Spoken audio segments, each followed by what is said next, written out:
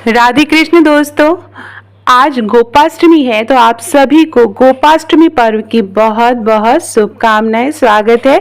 मैं भाविनी मिश्रा आप सभी के सुखी, स्वस्थ और मंगलमय जीवन की कामना करती हूँ। गोपाष्टमी का जो पर्व है वह कार्तिक मास के शुक्ल पक्ष की अष्टमी तिथि को मनाया जाता है। गोपाष्टमी के दिन गायों, बछड़ों और भगवान श्री कृष्ण की पूजा करने का विधान है। इस दिन भगवान श्री कृष्ण ने गौ सेवा की शुरुआत की थी, इसलिए इस पर्व को गौ माता और कृष्ण प्रेम दोनों का प्रतीक माना गया है। आज गुरुवार है, 30 अक्टूबर 2025 को गोपाष्टमी का पर्व मनाया जाएगा।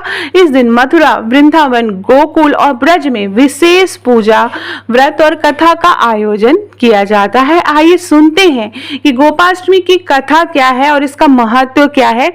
और आज के दिन आप कथा जरूर सुने। गोपाष्टमी का व्रत बहुत से लोग नहीं रहते हैं, तो आप व्रत नहीं रह रहे हैं, लेकिन आज के दिन आप गायों की सेवा जरूर करें। गाय को आप खाना जरूर खिलाएं अपने हाथों से। आसपास कहीं भी आपके गाय हो वहां पे जरूर खाना खिलाएं। चलिए आइए जानते हैं गोपाष्टमी के पीछे की कहानी क्या है। यह मुख्य रूप से दो कारणों से मनाया जाता है।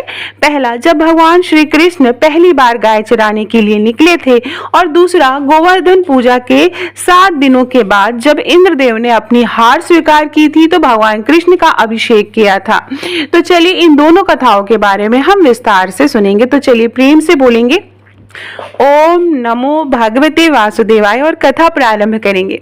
गोपाष्टमी से जुड़ी स्कंद पुराण और भागवत पुराण का पौराणिक कथा के अनुसार भगवान श्री कृष्ण ने जब अपनी बाल्यावस्था के 6ठे वर्ष में प्रवेश किया तो एक दिन उन्होंने माता यशोदा से कहा कि वे गाय चराना चाहते हैं। यशोदा मैया ने श्री कृष्ण से कहा कि पहले नंद बाबा से पूछो तब ही जाना।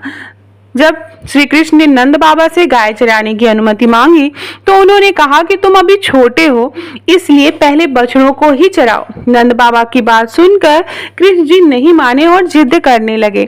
यह देख नंद बाबा ने सांडिल्य ऋषि से गौचारण के लिए शुभ मुहूर्त के बारे में पूछा। तब ऋषि ने बताया कि कार्तिक शुक्ल पक्ष की अष्टमी का दिन सबसे उत्तम दिन है। उसी दिन नंद बाबा की अनुमति मिलने पर श्री कृष्ण ने पहली बार गायों को चराया था। तभी से यह दिन गोपाष्टमी के रूप में प्रसिद्ध हो गया। धार्मिक मान्यता है कि इस दिन से कृष्ण गोपाल कहलाए और गायों की रक्षा करने वाले भगवान के रूप में पूजे जाने लगे। एक अन्य पौराणिक कथा के अनुसार एक बार समस्त ब्रजवासी इंद्रदेव की पूजा कर रहे थे तो कृष्ण ने उन्हें समझाया कि वर्षा का कारण इंद्र नहीं बल्कि गोवर्धन पर्वत है, क्योंकि गौ माता वहीं से अपना चारा खाती हैं। जब ब्रजवासियों ने इंद्र की जगह गोवर्धन की पूजा करनी शुरू की तो इंद्र क्रोधित हो गए और तेज बारिश करने लगे। तब भगवान श्री कृष्ण ने 7 दिनों तक अपनी छोटी उंगली पर गोवर्धन पर्वत उठाकर ब्रजवासियों और पशुओं की रक्षा की थी। तब 7 दिनों के बाद इंद्र का जो अहंकार है वो टूटा था, तो उन्होंने भगवान श्री कृष्ण से क्षमा मांगी थी और उनका अभिषेक किया था।